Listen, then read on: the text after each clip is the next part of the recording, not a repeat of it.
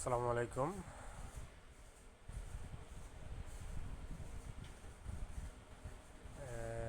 আজকে আপনাদের সামনে দেখাবো কিভাবে মোবাইলের হিস্ট্রি ডিলিট করা হয়।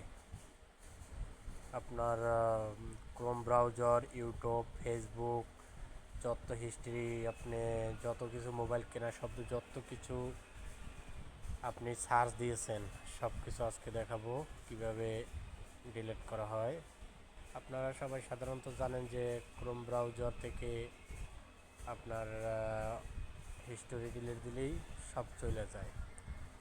হিস্টোরি আসলে যত কিছু সার্চ দিয়েছেন এখানেই আছে। এখন দেখা গেছে আপনার এখান থেকে যদি ডিলিট দেন মূলত ডিলিট হয় না। তো এর জন্য আপনার করতে হবে, এখানে লেখা হবে মাই অ্যাক্টিভ।